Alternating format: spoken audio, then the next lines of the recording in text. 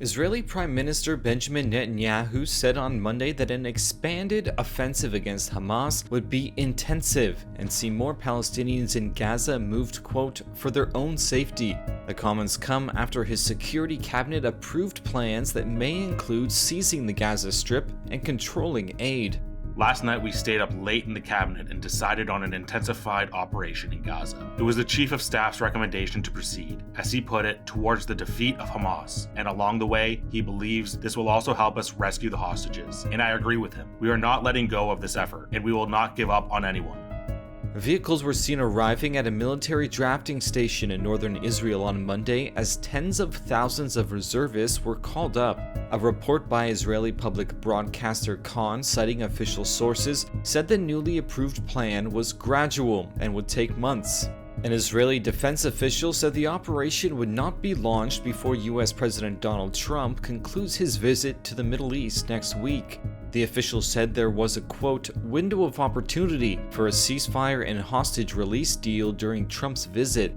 Israel resumed its war in Gaza in March, ending a U.S.-backed truce that lasted 2 months.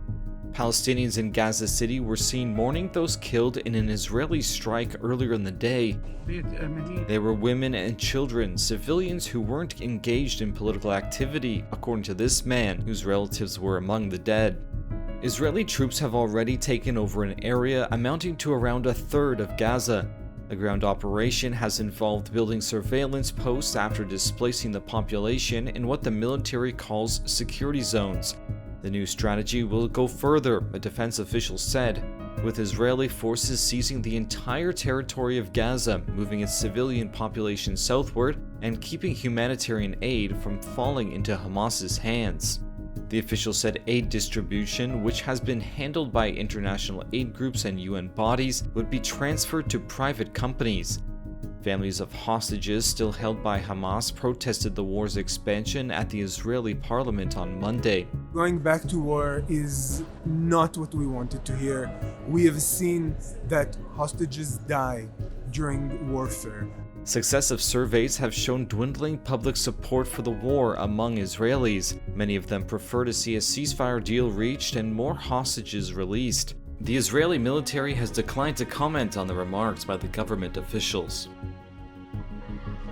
We do not accept a proposal and a plan that does not live up to the core fundamental humanitarian principles of impartiality, neutrality, and independent delivery of aid. And what they were presented with appears designed to further control and restrict supplies, which is the opposite of what is needed. It appears to be a deliberate attempt to weaponize the aid.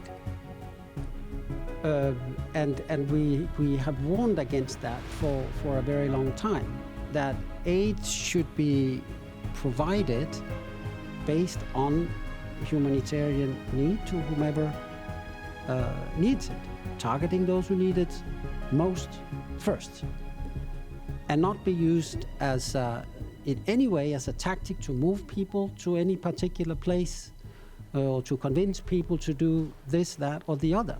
It is to cover their basic life-saving needs.